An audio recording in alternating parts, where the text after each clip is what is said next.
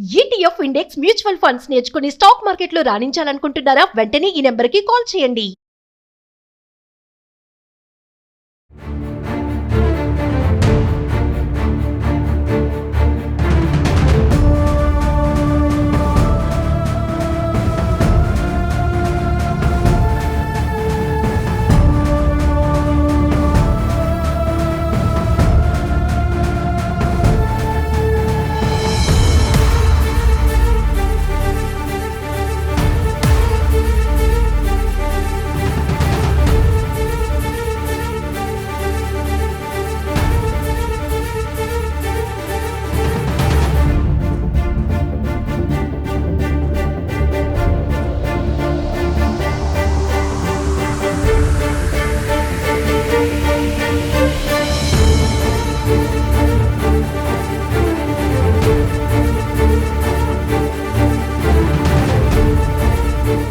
Hi hello నమస్తే, welcome to Suman TV. ప్రస్తుతం మనతో పాటు ఉన్నారు రామ్మోహన్ రావు గారు. సార్తో మాట్లాడండి.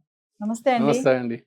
రామ్మోహన్ గారు, నేను ఒక వీడియో చూశానండి రీసెంట్ గా. అందులో ఎలా అంటే వృద్ధాశ్రమానికి వెళ్ళట్లేదని అత్తగారిని ఈడ్చి తన్ని కొడుతుంది కోడలు. అసలు ఎలా అంటే ఆ దాడి చూడలేమన్నమాట. అంటే ఆ కోడలికి తెలియటం లేదా రేపు కూడా మన పరిస్థితి ఇదే కదా, రేపు తను కూడా ఒక అత్తగారు అవుతారు కదా. అంటే ఏం జరుగుతుంది సమాజంలో, అసలు ఇంత దారుణంగా తయారవుతున్నారు అంటే మీరేం చెప్తారు ఒకసారి ఈ సన్నివేశాన్ని బట్టి? అవునండి, నిజమే. నేను కూడా ఈ మధ్య చూడడం జరిగింది. అది చాలా దారుణంగా ఉందండి. ఆ వీడియో చూస్తే ఏ మానవుడైనా కానీ ఇలా చేస్తారా? సొంత బంధువుల్లోనే ఇలా కోడలు ఎక్కడి నుంచి వచ్చింది? కొడుకు ద్వారా వచ్చింది.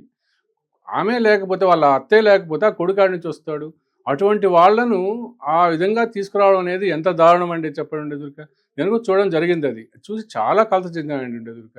ఇలాంటి వాళ్ళు కూడా ఉంటున్నారా అనే ఈ సమాజంలో, సభ్య సమాజంలో ఇలా జరుగుతూ ఉంటే ఏమైపోతారు? ఈ రాబోయే జనరేషన్ ఏం నేర్చుకుంటారు?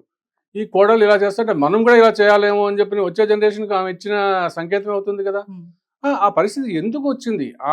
ఆ బిల్డింగ్ చూస్తే ఎంత రిచ్గా ఉంటుంది, ఎంత ఇదిగా ఉంటుంది. పోనీ లేని వాళ్ళ మాకు లేదు, తినడానికే లేదు, కూడు లేదు, అటువంటి వాళ్ళు నిన్నెక్కడ చాకాలా అని చెప్పని అనుకునే పరిస్థితి కాదు అది.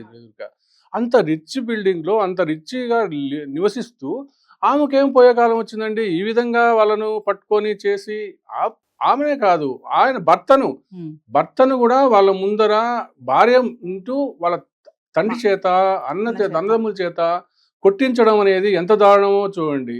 ఎంత ఇది సంకేతాలు వెళ్తున్నాయో మీరు గమనించండి. ఇది చాలా దారుణం అండి. ఇది ప్రతి ఒక్కరూ నిర్ద్వందంగా ఖండించాల్సినటువంటి విషయం అండి. ఈ విషయంలో మాత్రం అంటే ఇప్పుడున్న జనరేషన్ లో చూసుకుంటే రామ్మోహన్ గారు, అంటే అత్తగారులు వీళ్ళు అడ్డైపోతున్నారా? వీళ్ళకి ఏంటి అంటే వాళ్ళ ఇంటరాక్షన్ అనేది ఎలా ఉంటుందో మనకు తెలియదు అనుకోండి.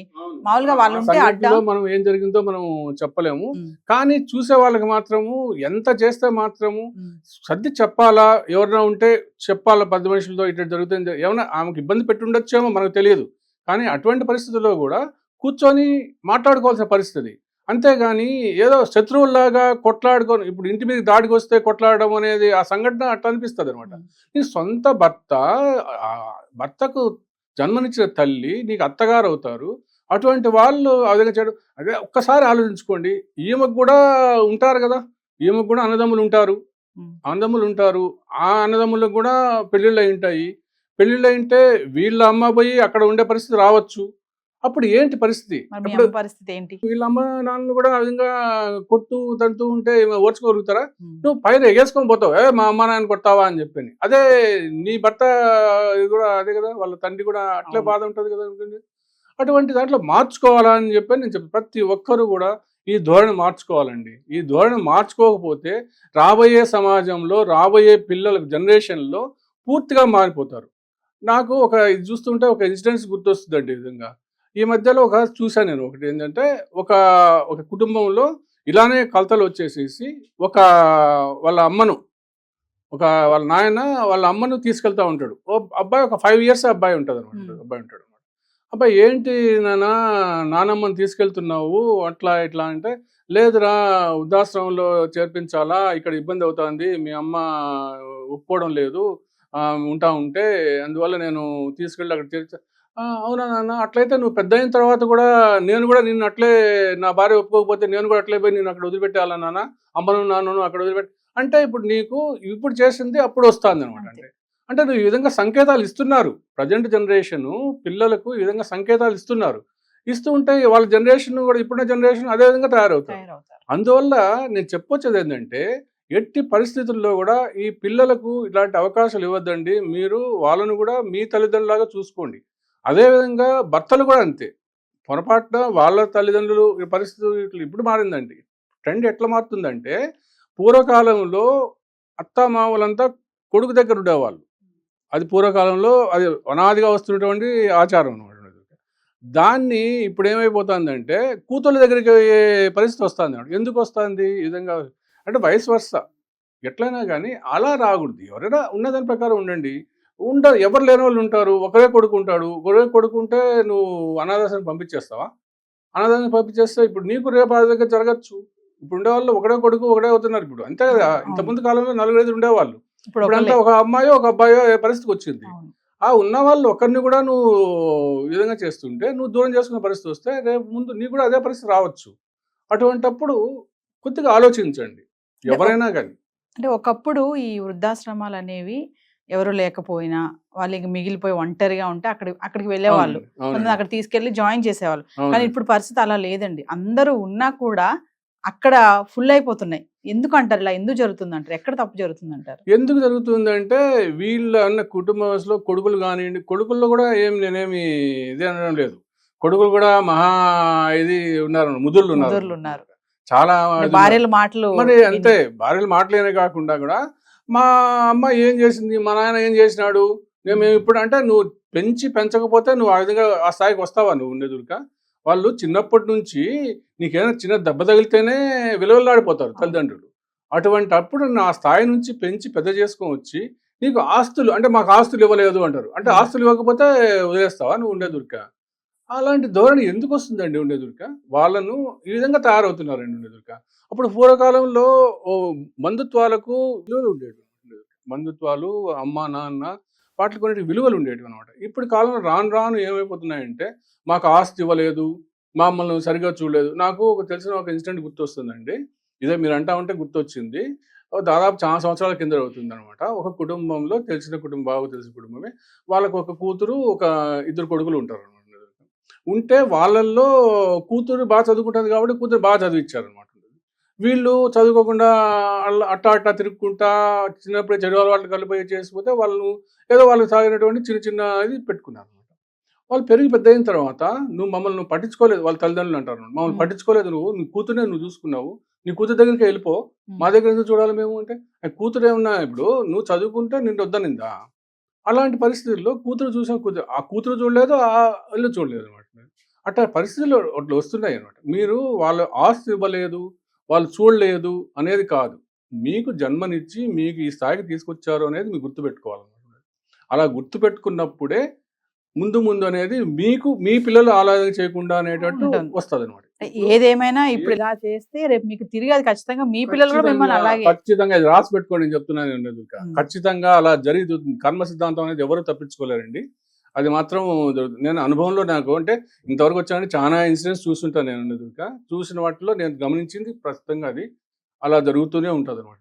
కాబట్టి ప్రతి ఒక్కరూ తెలుసుకోవాల్సింది ఏంటి అంటే మనము జన్మనిచ్చిన తల్లిదండ్రులను ఏదైనా కానివ్వండి, నీకు కొద్దిగా అన్యాయం చేస్తే ఉండొచ్చు, వాళ్ళు తెలిసి చేయరు. ఎవరు కూడా తెలిసి ఎవ్వరు పిల్లలకు అన్యాయం చేయరు.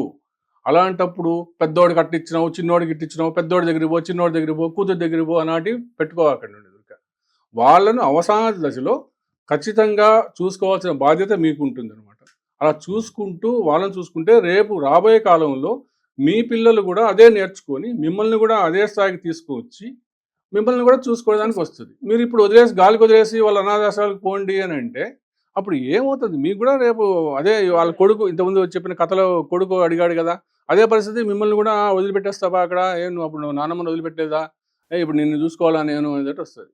కాబట్టి ప్రతి ఒక్కరూ ఆలోచించుకోవాల్సిన విషయం వస్తుంది. ఎందుకంటే ఆ సంఘటన చూస్తే కళ్ళలో నీళ్ళు వస్తాయండి. అంత దారుణంగా కొట్టి అంత పెద్ద బిల్డింగ్లో పోనీ లేని వాళ్ళు కూడా కాదు, తిన్నవాళ్ళు కాదు, అటువంటిది ఉన్నత స్థాయిలో ఉండేవాళ్ళు అలా ఆలోచన ధోరణి అనేది మార్చుకోవాలి. ఏదేమైనా కొట్టడం అనేది దారుణం అండి. దారుణం అనేది దానికి ప్రస్తుతం అనేది ఎవ్వరూ భయపడద్దు. నేను సీనియర్ సిటిజన్స్ కానివ్వండి, ఇలాంటి అత్తమామలు కానివ్వండి, పేరెంట్స్ కానివ్వండి, చెప్పేది ఒకటే ఏంటంటే మీరు భయపడద్దు. ప్రస్తుత కాలంలో మీకు ఎన్నో చట్టాలు ఉన్నాయి, ఆ చట్టాలను ఉపయోగించుకోండి.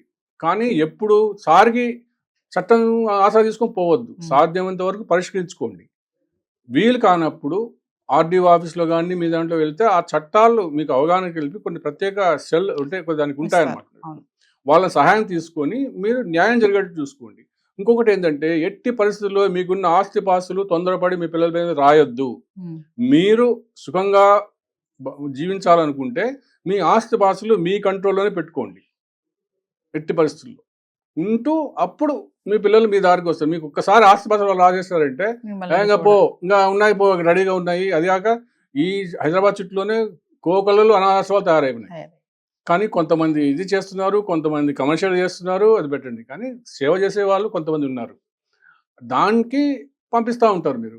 కాబట్టి ఆలోచించుకోండి, పెద్దలైనా కానీ ఎవరైనా కానీ. పిల్లలు కూడా ఆలోచించుకోండి, పరిస్థితులను అవగాహన చేసుకోండి. ఒకవేళ ఇంట్లో కొన్ని పరిస్థితులు సరిగా లేకపోతే మీరు సామరస్యంగా పరిష్కరించుకోండి.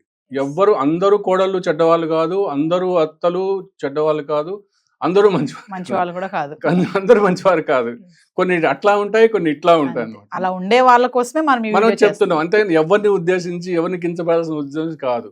మార్పు తెచ్చుకోండి, మీరు మార్పు తెచ్చుకోండి, వాళ్ళని గౌరవించండి. అప్పుడు మీకు తప్పకుండా మేలు జరుగుతుంది భవిష్యత్తులో. అది అనుభవపూర్వకంగా చెప్తున్నాను నేను, ఎంతో మందిని చూసి గమనించి చెప్తున్నాను నేను. ఎదురుక దీన్ని మీరు ఆశా చేసుకొని కొంతమంది అయినా కానీ ఈ ఇంటర్వ్యూ చూసి కొంతమంది అయినా ఆలోచన ధోరణిలో మార్పు వచ్చి నిజంగా మాకు మంచి సలహాలు చెప్పారు, మంచి సందేశం ఇచ్చారు అని చెప్పని కొంతమంది అయినా తెలిపితే నేను చాలా సంతోషపడతానండి. ఇలా చేసుకోవాలని చెప్పి అందరినీ మనవి చేస్తాను. థ్యాంక్ యూ అండి.